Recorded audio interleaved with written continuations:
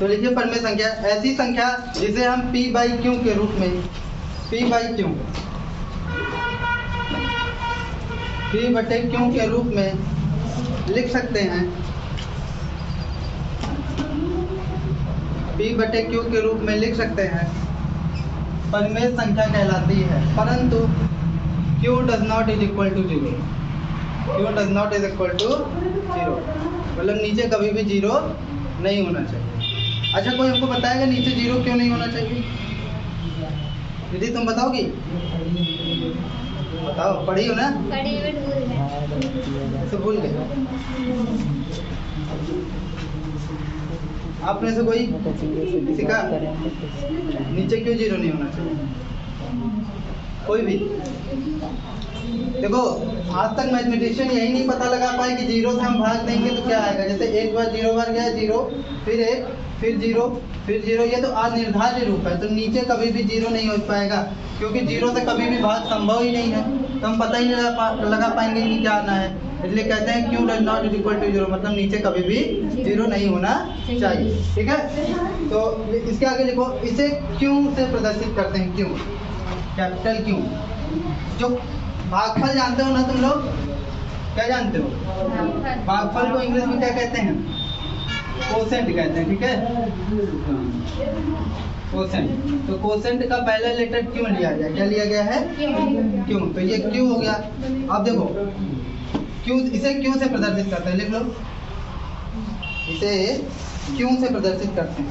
इसका एक नया सिंबल है क्यों, और उसमें एक तो डैश लगा है।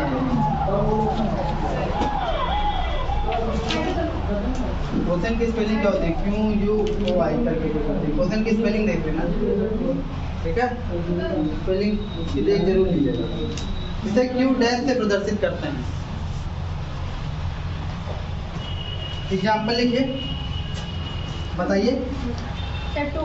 2/5 2/5 1/3 minus 147 माइनस 1/147। काफी एग्जाम्पल है ना? Yes, yes. अपने से आप बना ही लोगे। लिखो,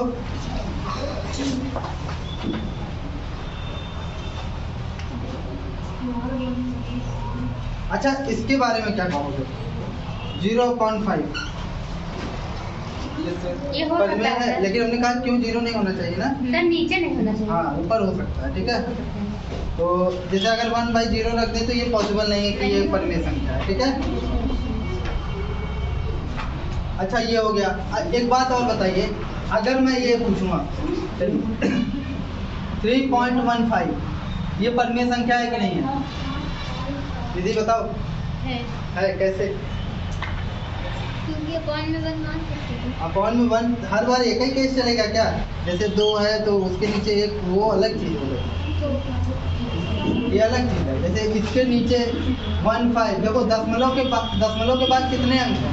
2 अंक हैं, तो नीचे आप 2 0 बढ़ा सकते हो। कितने 0? 2 0। ठीक है, तो हो गया ना p/q के फॉर्म में। अच्छा एक बात बताओ, थोड़ा सा अगर बेसिक पे चले, हम लोग पीछे जितने नंबर सिस्टम पढ़े थे, तो हम ये कह सकते हैं कि सभी पूर्णांक जो होते हैं, जितने भी पूर्णांक थे उसमें आपके प्राकृतिक भी आ गए थे और पूर्ण भी आ गए थे।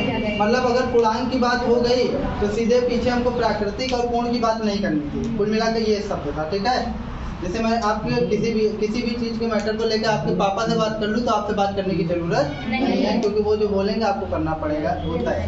वो अलग बात है कि कुछ बच्चे शैतान होते हैं, क्या नहीं करेंगे चाहिए, तो उस केस की बात नहीं कर रहे हैं। ठीक है, तो अगर एक बात मैं कहूँ, क्या सभी प्राकृतिक संख्या परिमेय संख्या होती है?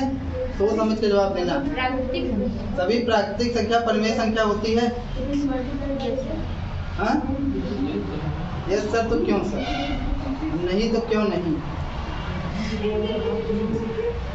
If possible then why? If not possible then why not possible? काहे पॉसिबल है भैया?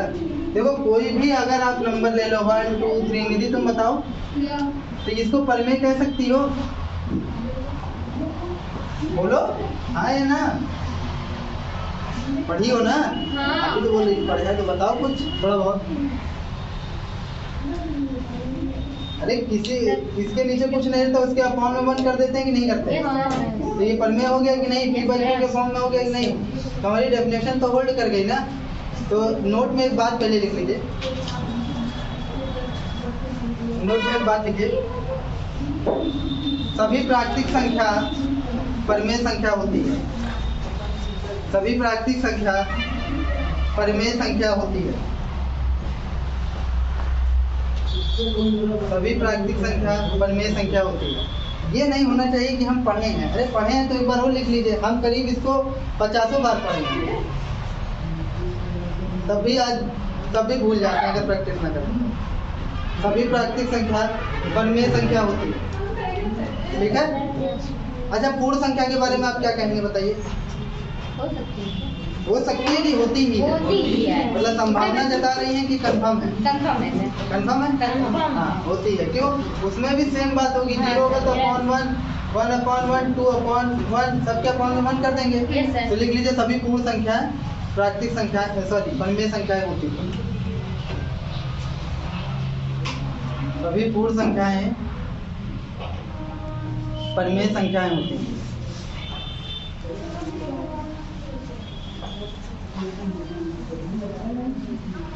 सभी पूर्ण संख्याएं परमेय संख्याएं होती हैं।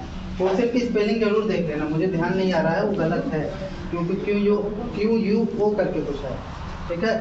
अब देखो ये हो गया। पूर्णांक के बारे में क्या कहोगे? पूर्णांक के बारे में कल पढ़ा था ना? Yes sir. क्या सभी पूर्णांक संख्याएं परमेय संख्याएं होती हैं? हाँ या ना? होती है सर। तुम लोग शांत रहना, तुम लोग बताओ, होती है? पीछे वाले होती है कि नहीं होती है? कर देंगे तो हो जाएगी, नहीं करेंगे तो नहीं होगी। कोई कंफर्म नहीं है ना? अरे होती नहीं, दहाड़ के बताओ। तो क्यों नहीं होती? क्यों? अगर होती है तो क्यों होती है? हाँ, बाबा बताओ, पूर्णांक संख्या क्या होती है? ये जेड है, जेड -5, -4, -3, -2, -1, 0, 1, 2, 3, जेड यही होता है। अगर इसको परमेय करना है तो सबके अकाउंट में 1 नहीं कर देंगे हम? तो कोई प्रॉब्लम है? हाँ, किसी को भी हो जाएगा ना? तो P/Q के फॉर्म में हो गई कि नहीं होगी? तो हम ये कह सकते हैं कि सभी पूर्णांक संख्याएं परमेय संख्याएं होती हैं। तो लिख लो, सभी पूर्णांक संख्याएं सभी पूर्णांक संख्याएं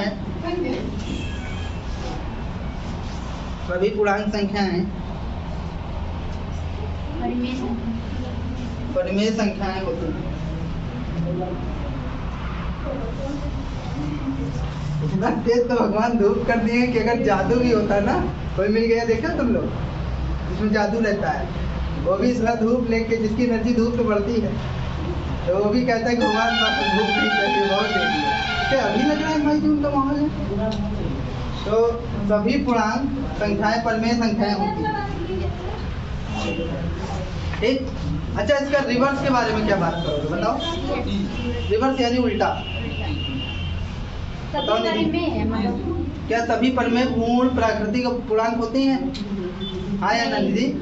नहीं? क्यों? अगर होता है तो प्रूफ होता है, नहीं होता है तो क्यों नहीं? क्योंकि अगर परिमेय संख्या को तो हम उसके नीचे 1 लगा सकते हैं। हाँ हाँ, सही बोलो। है ना? और प्राकृतिक संख्या के नीचे हम 1 क्यों लगाएंगे? क्यों? खुद भी प्राकृतिक संख्या प्राकृतिक संख्या के नीचे तो 1 लगा के उसको परमेय बताए हैं। क्वेश्चन सुनो पहले ध्यान से। क्या सभी परमेय क्या प्राकृतिक होती है? हाँ, अगर हम आपसे कहें तो आप कहेंगे, देखिए जैसे 2/5 क्या है? परमेय संख्या है। 2/5 परमेय संख्या है, लेकिन क्या इसको प्राकृतिक में दिखा पाओगे? प्राकृतिक में दिखा पाओगे? पूर्ण में, पूर्ण संख्या में होगी? नहीं होगी। अगर पूर्ण संख्या क्या होती है? तो होती है W = 0, 1, 2, 3, तो ये क्या है? ये संख्या क्या पूर्ण संख्या में है? नहीं है ना? जब नहीं है तो क्या सभी परमेय प्राकृतिक और पूर्ण हो सकती है? नहीं हो सकती। ठीक है, इसी तरीके से ना ये इंटीजर में भी नहीं मिलेंगे। नेक्स्ट नोट में लिखिए। इसको डालने से क्या बनेगा, रखना पड़ेगा। चीनी और पानी डालने क्या बनता है, याद है? बोले सभी परिमेय संख्याएं कि हमारे उनके बीच में एक विचार और 32 नहीं है तो उनके ले लिया जाएगा, ठीक है। सभी परिमेय संख्याएं पहले करो तो कॉमा लगाना, फिर लिखो प्राकृतिक कॉमा पूर्ण तथा पूर्णांक संख्याएं नहीं होती हैं।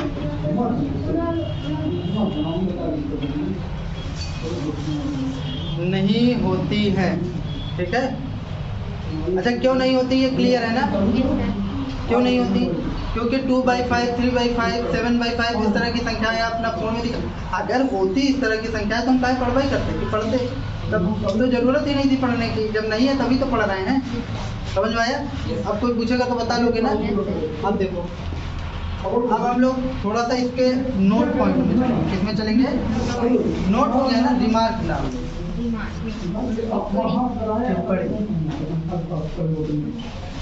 अच्छा, एक बात बताओ,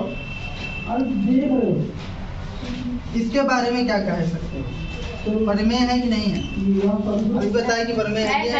तो इसके नीचे क्या हम लोग क्या करेंगे? 1 लगा के 2 जीरो बढ़ा देंगे, कोई दिक्कत? तो P/Q के फॉर्म में हो गया ना। मतलब इससे एक बात समझ में आती है हमको। क्या समझ में आता है बताओ निधि? एक बात समझे हम, और क्या समझे वो बात? मतलब कुछ भी संख्या पॉइंट पे रहेगी तो हम उस मतलब पॉइंट को हटा के उसके नीचे जीरो बढ़ा सकते हैं। अगर दशमलव के बाद संख्याओं का अंत होता है तो ऐसी संख्या को हम लोग क्या कहेंगे? परिमेय संख्या। ऐसी संख्या तो लिख लीजिए, यदि दशमलव के पश्चात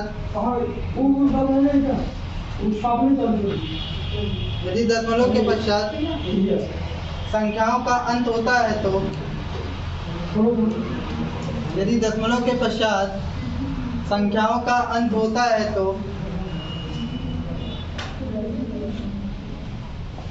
यदि दशमलव के पश्चात संख्याओं का अंत होता है तो ऐसी संख्याएं परिमेय संख्याएं कहलाती हैं। ऐसी संख्याएं परिमेय संख्याएं कहलाती हैं।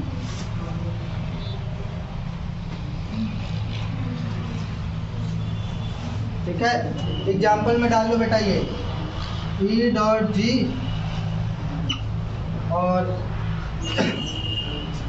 भी एग्जाम्पल बन सकते हैं। 2.17 कर लो, 8 कर लो, तो ये हो जाएगा 2178 और अपॉन में 1000। अच्छा, यहाँ पर 3 जीरो क्यों आया? क्योंकि दशमलव का 3 संख्या है। 2 संख्या है, चेक करो। एक संख्या है, ध्यान दिया। स्कूल नहीं गई थी का आज? गया थे, जल्दी छुट्टी हो गई थी। जल्दी छुट्टी हो गई। सारे बच्चे थक गए थे कल की वजह से ना, पढ़ने का मन ही नहीं कर रहा था किसी का। प्रिंसिपल हमने कहा सर मत पढ़ाइए, आज थक गए। एकदम नहीं तो फिर वो दिक्कत नहीं होगी, ठीक है।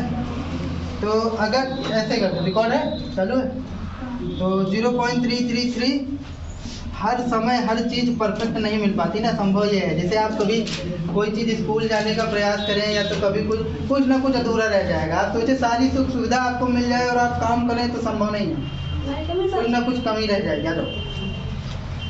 तो इसके बारे में क्या कहोगे? ये परिमेय है कि नहीं है? 0.33333।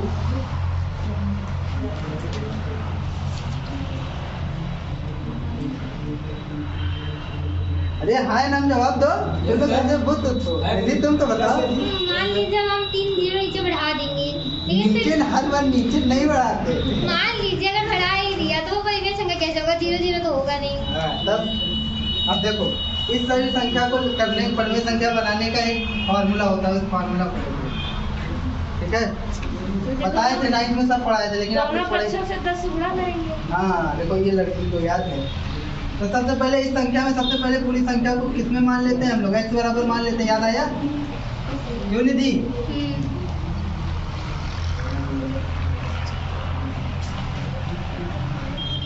अगर दशमलव के बाद एक संख्या में रिपीटेशन है तो किससे गुणा कराते हैं? 10 से। कितने से?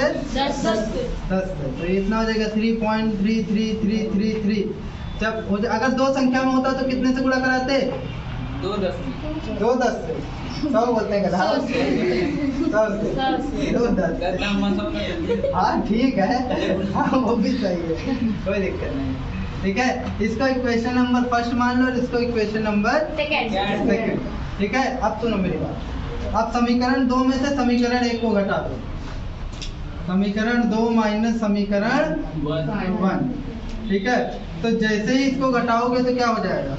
10x is equal to 3.33 dash dash dash dash dash, ये हो जाएगा 3.3 ऊपर बार, ये हो जाएगा x is equal to 0.3333 dash dash dash, यहाँ इक्वल होगा 0.3 ऊपर बार।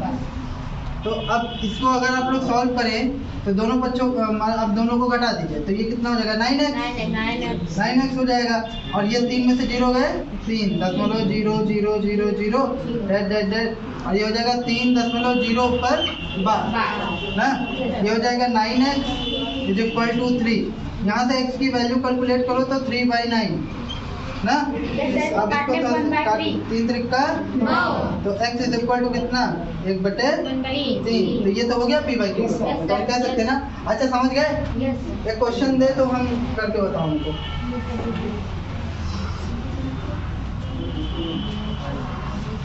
इस बार हम एक काम करते हैं, ये ले लेते हैं 0.121212 dash dash dash dash dash 0.12 ऊपर बार। कोई दिक्कत हो जाएगा? इस बार इसमें दोनों पक्षों में कितने से गुणा होगा बताओ? शिवानी कितने से गुणा होगा? 2 अंक में रिपीटेशन है। हाँ? और सोचो कितने से होगा इसका? 2 अंक में है तो कितने से होगा? 100 से। हाँ? 100 से। 100 से। कितने से? 100 से। जब 1 अंक में होता है तो 10 से, 2 अंक में होता है तो 100 से। करके बताओ कि हम करें। नहीं सर, आप मत करो।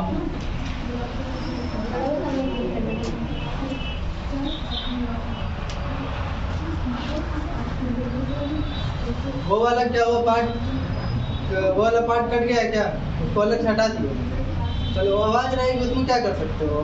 सब बोलेंगे तो ये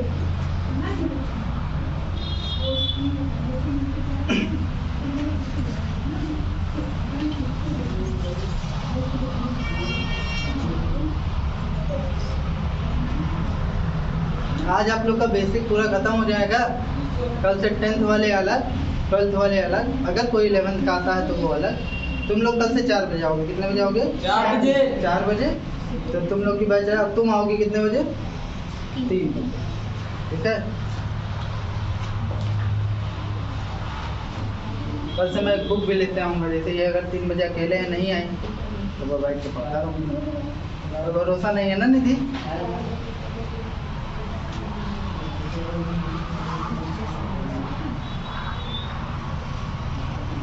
बताएं?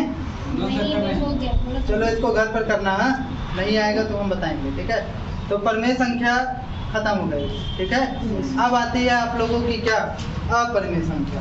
तो अपरिमेय संख्या क्या होती है पता है?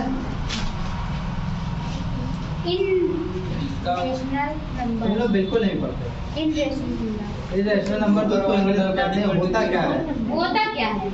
ऐसी संख्या जिसे हम p q के रूप में ना p बटे q ये जीरो। हाँ? ऊपर वाला डज नॉट इक्वल टू 0। ऊपर अच्छा, उसमें नीचे वाला था तो इसमें ऊपर वाला हो जाएगा। नहीं सर, वो वही तो कह रहा है कि ऊपर वाला डज नॉट इक्वल टू 0। उसी चक्कर नहीं होगा, ऐसा नहीं होता। नहीं सर, नहीं ऊपर अगर 0 नहीं होता तो परिमेय ही होती है। इरेशनल नंबर क्या होता है निधि बताओ? जिसे हम p बटे q के रूप में ना लिख सकें। हाँ, ऐसी संख्या जिसे हम p/q के फॉर्म में ना लिख सके वो अपरिमेय संख्या कहलाती है। तो लिखो इसमें ऐसी संख्या। देखो एक ही टॉपिक को आप जितनी बार भी पढ़ोगे तो वो आपको कुछ ना कुछ नया मिलेगा हर बार। ऐसी संख्या जिसे आप p बटे q के रूप में नहीं लिख सकते वह अपरिमेय संख्या कहलाती है।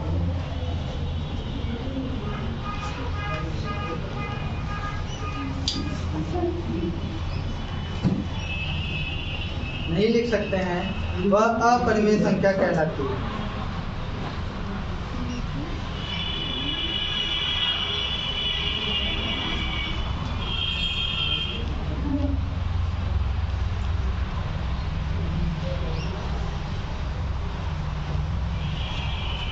ठीक है, इसे हम क्यू डैश,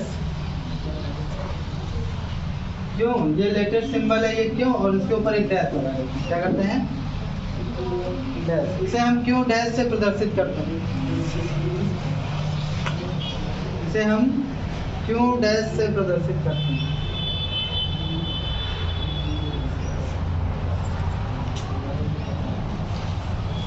अच्छा, कुछ एग्जाम्पल बता सकते हो आप अपरिमेय संख्या के?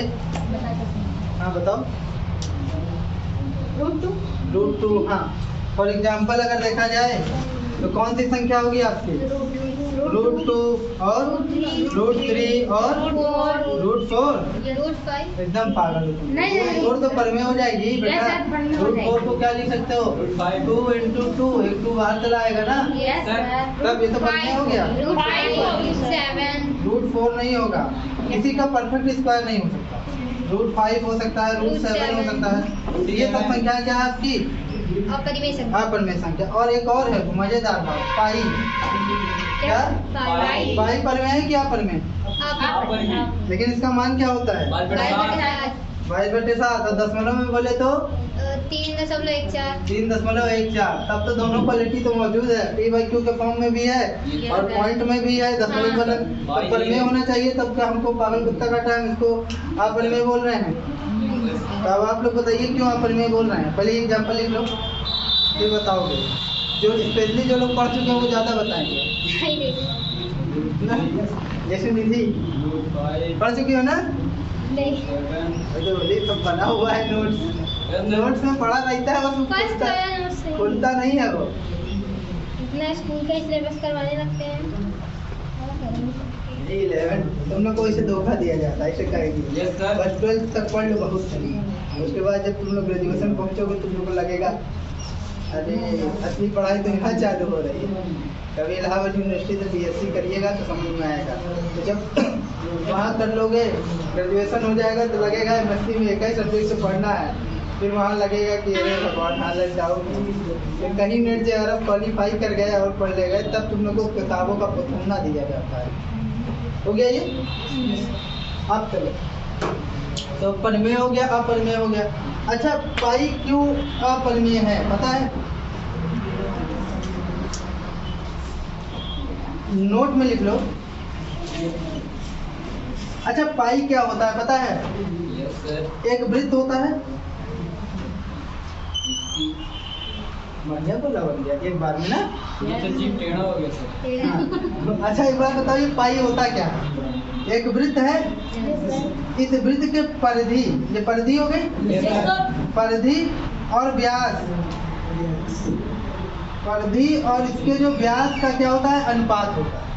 वास्तव में जब तुम इसको देखोगे तो तुम पाओगे इसके जो दशमलव के डिजिट में ना, दशमलव के डिजिट में, अभी मैं अगली डेफिनेशन नहीं लिखाऊंगा, 3.14 करके समथिंग कुछ होता है। इसका अंत भी नहीं होता और न किसी भी निश्चित खंड में पुनरावृत्ति होती है, क्योंकि अगर अंत हो जाए तब हम इसको परिमेय कहते हैं। जैसे याद करो 2.15 और रेकरिंग होने लगे, यानी कि पुनरावृत्ति होने लगे, तब हम इसको परिमेय कह दें। कैसे परिमेय कह दें? हम कह दें जैसे 0.33 उधर रिपीट कर रहा था ना, तो हम कह देते हो परिमेय। लेकिन इसमें दोनों गुण मौजूद नहीं होते, ना तो अंत होता है और ना ही किसी निश्चित खंड में पुनरावृत्ति होती है। अगली डेफिनेशन हमारी, लेकिन यही समझा। अच्छा, तब तुम्हारे दिमाग में आ रहा होगा तब 3.14 का हमारे तो सीख लिए हैं। ये तो हम ले लिए हैं अपने कैलकुलेशन के लिए, सुविधा के लिए। किसके लिए? सुविधा के लिए, कि ताकि हमको कैलकुलेशन करने में आसानी हो। लेकिन एक्चुअल में इसका एग्जैक्ट मान पाई का ही, ठीक है, वो आप निकाल ही नहीं पाओगे। आजकल तो दशमलव से हजार स्थान तक कंप्यूटर के से दशमलव के हजार स्थान तक कैलकुलेट कर लेते हैं। बाकी एक समय आर्यभट्ट ने 10 से 15 डिजिट तक निकाला था, ठीक है, उस समय जिस समय कंप्यूटर के नामो निशान नहीं था। तो समझ गए पाई क्यों अपरिमेय संख्या है। ठीक है, तो पहले तुम लोग इसकी दूसरी डेफिनेशन लिख लो तब इसको लिखो, बीचों बीच अथवा डालो। अच्छा, उन संख्याओं के बारे में क्या कहोगे, उसी के बारे में बात करने जा रहा हूँ। 0.10100 फिर 1000 फिर 1000। देखो ना तो अंत हो रहा है और ना किसी निश्चित खंड में पुनरावृत्ति हो रही है, तो ऐसी संख्या क्या है, अपरिमेय। जब तुम √2 की वैल्यू निकालोगे ना, अच्छा √2 की वैल्यू कैसे निकालोगे, कोई बता दो √2 की वैल्यू कैसे निकलेंगे। How we calculate the value of √2, how we are calculate the value of √2।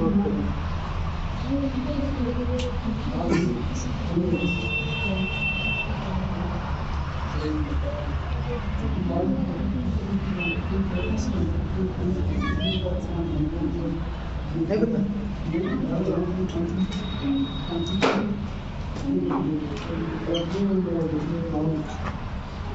जब भी हमको √2 की वैल्यू कैलकुलेट करनी होती है तो हम लोग भाग विधि का प्रयोग करते हैं। किसका प्रयोग करते हैं, भाग विधि का।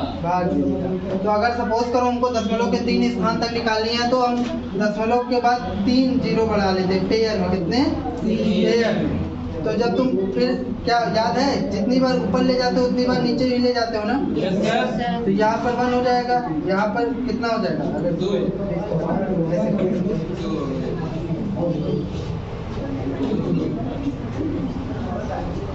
2.000 ये सब सीख लो, ये सब किसी को सिखाओगे तो फिर कतौ दीजिएगा। एक बार जाएगा 1 आएगा, पॉइंट लगा दोगे, 2 जीरो बढ़ा दोगे, एक कितना हो जाएगा, 2 हो जाएगा। कितना हो जाएगा, 2। ये वाला घटता है, ये वाला होता है। ठीक है, अब ये कितनी बार जाएगा, 4 बार। 4 चौक 4 दूनी 8 1 9। तो कितना हो जाएगा, ये जुड़ेगा 4 4 8 और ये हो जाएगा, तो ये 4 हो जाएगा और ये कितना, 2 जीरो फिर बढ़ा लोगे, फिर एक बार जाएगा। तो इस तरीके से तुम जितने डिजिट तक चाहो उतने डिजिट तक इसकी वैल्यू को कैलकुलेट कर सकते हो। लेकिन एक बात समझो कि हम लोग ये कभी ये देखेंगे और पाएंगे कि तुम अगर मान लो 100 स्थान तक भी निकालोगे, कैलकुलेटर वगैरह से निकाल कर चेक करना, कैलकुलेटर में डायरेक्ट डालना, तो उसमें तुम देखोगे ना तो अंत होगा और ना किसी निश्चित खंड में पुनरावृत्ति होगी। इसलिए हम इसको क्या कहते हैं, तो देखो यदि दशमलव के पश्चात बीचों बीच अथवा।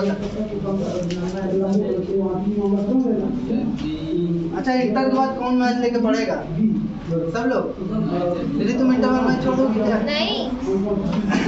तो इसको अच्छा से रट लो, जब तक जियोगी तब तक काम देगा मैच लेके। इंटर किसे कहते हैं? हाँ, इंटर यही कक्षा 12 उसके बाद वाले को ग्रेजुएशन कहते हैं। 13 14 15 ग्रेजुएशन होता है, फिर पोस्ट ग्रेजुएशन होता है, फिर PhD होता है। कुछ लोग हाई स्कूल के बाद डिप्लोमा करते हैं।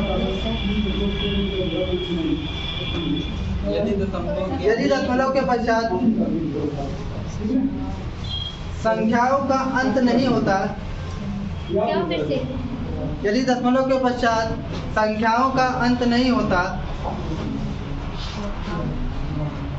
तथा ना ही किसी निश्चित खंड में पुनरावृत्ति होती है। पुनरावृत्ति लिख लोगे? अच्छा, पुनरावृत्ति का मतलब जानते हो?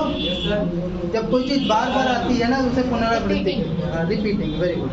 हाँ, पुनरावृत्ति ना ही किसी निश्चित खंड में पुनरावृत्ति होती है, वह अपरिमेय संख्या कहलाती है। वह अपरिमेय संख्या कहलाती है। अच्छा, इसका एग्जाम्पल तुम लोग एक तो ये लिख लो। क्या तुम लोग अपने से एग्जाम्पल बना पाओगे? बोलो बेटा, नहीं बना पाओगे?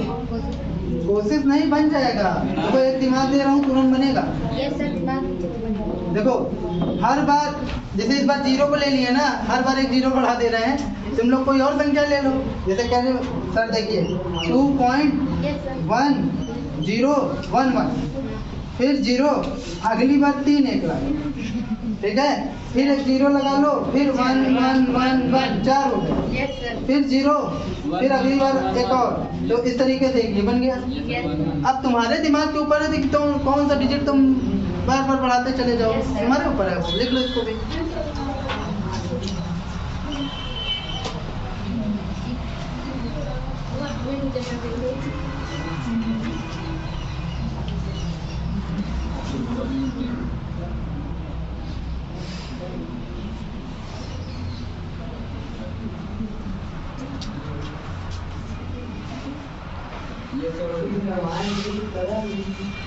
कोई दिक्कत?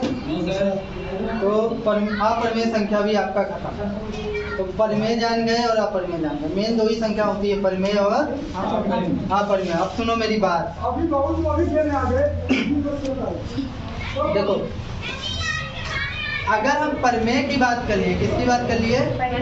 तो पीछे पूर्ण संख्या, प्राकृतिक संख्या, पूर्णांक संख्या इनकी बात हो गई ना। अच्छा, जो बार बार पढ़ते हैं उनको बड़ा बोरिंग लगता है, जैसे निधि अरे कई बार पढ़े ना, लेकिन सोचो हम कई बार पढ़ाते हैं, हम तो बोर नहीं होते, लेकिन आपका काम है यही। हाँ, मेरा काम ही है ये। हम बोर हो जाएंगे फिर दिक्कत हो जाएगी। हाँ देखो, वास्तविक संख्या,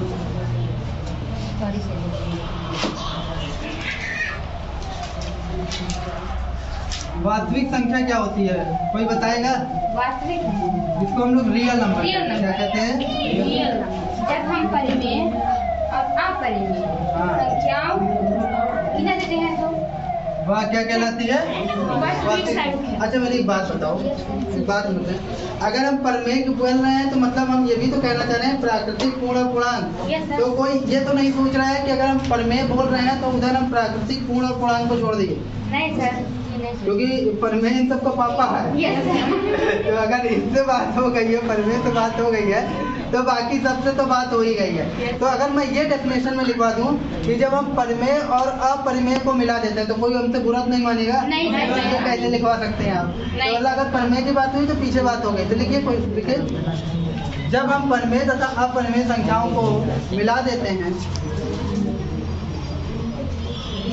जब हम परिमेय और अपरिमेय संख्याओं को मिला देते हैं,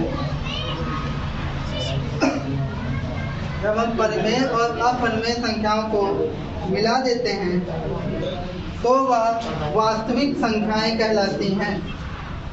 तो वह वास्तविक संख्याएं कहलाती हैं। यही वास्तविक संख्या जब तुम लोग बीएससी फर्स्ट ईयर पहुंचते हो ना, उस पर रियल एनालिसिस एक ब्रांच बनती है, एक अलग से एक पूरा आपका क्या बोलते हैं सब पेपर ही होगा मैथ में, जिसको केवल आपको रियल नंबर ही पढ़ना होगा। ठीक है, उसके थ्योरम वगैरह बहुत यही लगती है, लेकिन पढ़ोगे तो पढ़ लेगा। अगर समझ गए तो मजा भी होगा। तो क्या लिखे? जब हम परिमेय और अपरिमेय संख्याओं को मिला देते हैं तो वह वास्तविक संख्या कहलाती है। इसे हम आर सर ऐसे बना पहले से आर से प्रदर्शित करते थे, लेकिन अब इसका नया सिंबल आर में लाएंगे। रीजन क्या है? अभी इंटर में ना लीधी तुम वही पढ़ोगी, रिलेशन। क्या पढ़ोगी? तो जब रिलेशन पढ़ोगी तो रिलेशन को भी आर से डिनोट करते हैं और रियल नंबर को भी आर से डिनोट करते हैं। तो जब रिलेशन भी आर से हो गया और रियल नंबर भी आर से हो गया, तो अब हम ये कैसे डिस्टिंक्ट पता करेंगे कौन सा रिलेशन वाला है, कौन सा रियल नंबर वाला है? तो वो दिक्कत हो जाएगी ना। इसीलिए इसको रियल नंबर वाले को अलग करने के लिए ऐसे एक लाइन, दिक्कत नहीं। ठीक है, तो ये हो गया। अच्छा, इसको आप मैथमेटिकली एक पार्ट में लिखना चाहो तो ऐसे लिख सकते हो। देखो, रियल नंबर क्या होता है? परिमेय, यानी कि परिमेय और अपरिमेय संख्या का क्या होता है? यूनियन होता है। क्या होता है? यूनियन मतलब होता है दोनों को मिला देना। ये तुम लोगों के सिलेबस में नहीं है। इसमें है 11 में पढ़ी नहीं होगी? अभी नहीं। यूनियन पढ़ी नहीं हो? पहला चैप्टर सेट है। सेट हम नहीं पढ़े हैं। सेट नहीं हम पढ़े? गए नहीं थे जब सेट पढ़ा रहे थे। चलो हम सेट पढ़ेंगे। ये यहाँ डैश कर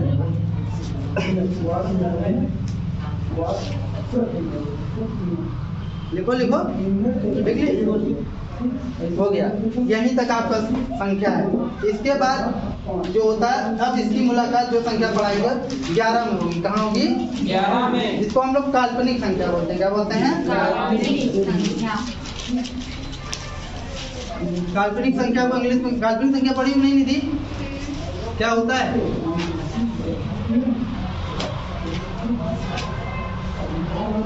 इमेजिनरी नंबर।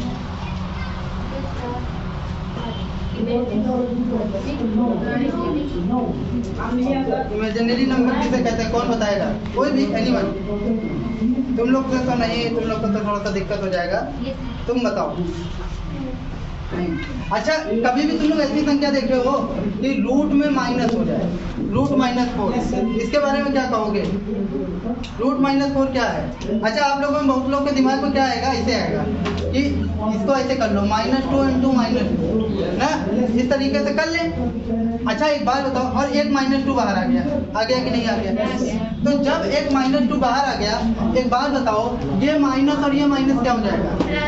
प्लस, लेकिन ऊपर क्या है? हमारा गलत हो गया ना। तो इस तरह की संख्याएं क्या प्राकृतिक में है, पूर्ण में है? प्राकृतिक पूर्ण तो छोड़ो, सीधे बात करो, रियल नंबर में है? नहीं है। रूट के अंदर माइनस कभी भी रियल नंबर में नहीं होगा, ठीक है? इसलिए हम लोग इस ऐसी संख्या को क्या नाम दे दिए? Imaginary number. क्या दे दिए? इसकी परिभाषा कैसे बनाओगे? ऋणात्मक संख्याओं का वर्गमूल। किसका? कोई भी ऋणात्मक संख्या ले लो, कोई भी ऋणात्मक संख्या ले लो और उस पर वर्गमूल चढ़ा दो। क्या करो? वर्गमूल मतलब स्क्वायर रूट चढ़ा दो, तो वो क्या होगी? काल्पनिक संख्या। क्या हो जाएगी? काल्पनिक संख्या। कोई पूछेगा बता लोगे? 9th वालों के सिलेबस में नहीं, क्या वो नहीं समझ में आया कि नहीं आया? देखो, ऋणात्मक संख्या, कोई भी ऋणात्मक संख्या ले लो, उस पर वर्गमूल चढ़ा।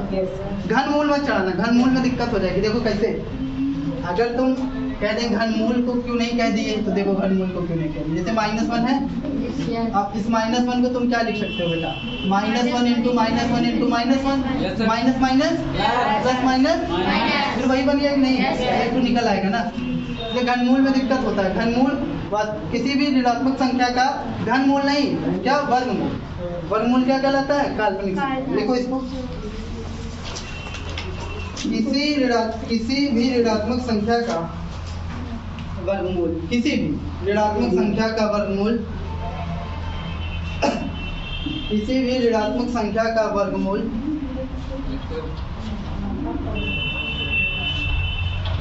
किसी भी ऋणात्मक संख्या का वर्गमूल काल्पनिक संख्या कहलाता है।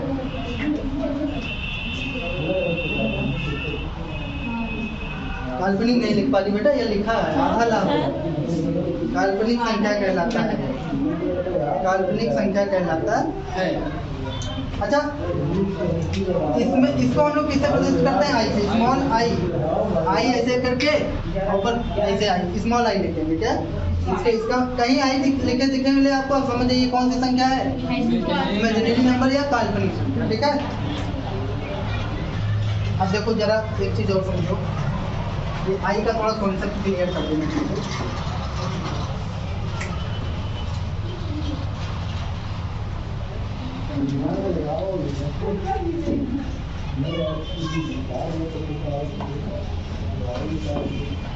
समझो, जैसे √4 है, रूट में -4, कोई दिक्कत? हाँ, इधर देखो, रूट में -4 है, तो इसको तुम लोग क्या लिख सकते हो? 4 रूट में 4 इंटू रूट में -1 कर सकते हो कि नहीं कर सकते? कर सकते हो। इस रूट -1 को हम लोगों ने आई लेट कर लिया। क्या लेट कर लिया? आई। तो ये हो गया √4i। हमने क्या किया? रूट, हमने नहीं, मैथमेटिशियन आयोटा ने इसको आई मान लिया। क्या मान लिया? आई। ठीक है, और ये 2, ये क्या हो जाएगा? 1 2 बाहर आ जाएगा, क्योंकि रूट में 4, तो 4 तो बाहर आ सकता है ना, 1 2 हो जाएगा। तो क्या हो गया? 2। क्या हो गया? तो ये कैसा नंबर है? इमेजिनरी नंबर या काल्पनिक संख्या। एग्जाम्पल में डाल के लिख लो।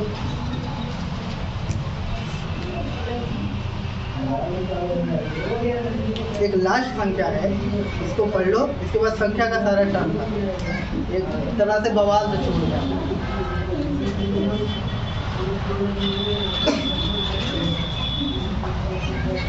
बोले? अच्छा, और भी तुम लोग बना सकते हो, इसको जरा तुम लोग कैलकुलेट करके बताओ हमको। आई के फॉर्म में चेंज करो। हाँ, रूट में -9 चेंज करो। चलो बेटिया, पढ़ने में मन नहीं लग रहा है क्या?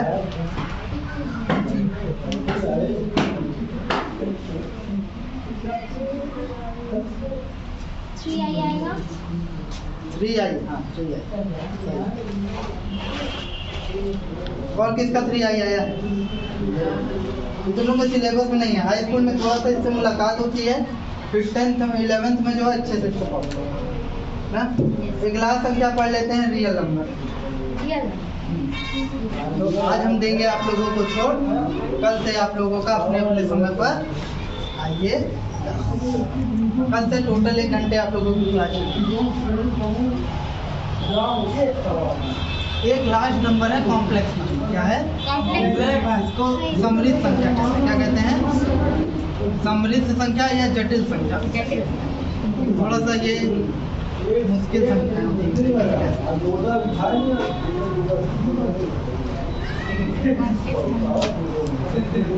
अच्छा सुनो, कॉम्प्लेक्स नंबर क्या होते हैं? जब तुम एक वास्तविक संख्या उठा लो और एक काल्पनिक, उनको जोड़ो गुणा करो, मतलब एक वास्तविक होना चाहिए और एक काल्पनिक। तो एक वास्तविक संख्या और एक काल्पनिक संख्या को जोड़ते हैं, घटाते हैं, गुणा करते हैं और भाग करते हैं, तो वो क्या कहलाता है?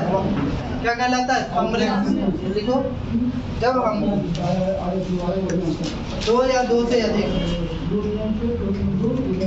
जब हम 2 या 2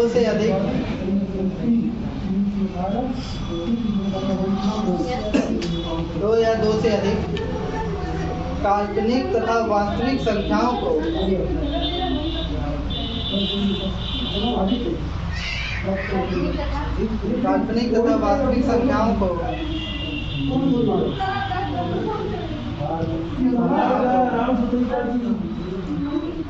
जोड़ते,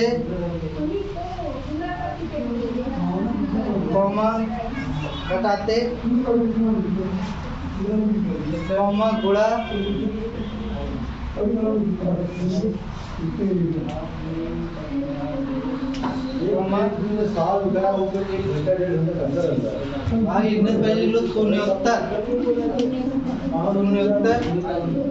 शून्योत्तर मतलब जो शून्य ना हो, शून्योत्तर मतलब नीचे 0 नहीं, पता चला आप 0 से ही भाग गए तो गड़बड़ हो जाएगा।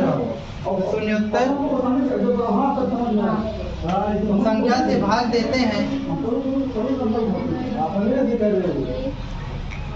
शून्योत्तर संख्या से भाग देते हैं तो वह समृद्ध संख्या कहलाता है। इसे हम देखो, पहले इसको हम सीधे प्रदर्शित करते थे, फिर इसका नया सिंबल इस पे ऐसे लाइन खींच देते हैं, अब इसका एक नया सिंबल इसको ऐसे काट देते हैं और इसको जेड से भी प्रदर्शित करते हैं। किताबों में देखोगे तो ज़्यादा से Z.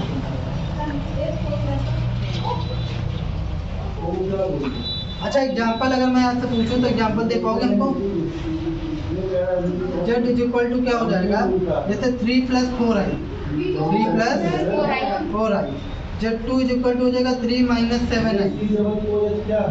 Z3 is equal to हो जाएगा 7 आई। देखो, एक वास्तविक संख्या एक काल्पनिक संख्या का गुणा तो हुआ है। इसी तरीके से Z4 ले लो, I/5। ये 4 एग्जाम्पल आप ले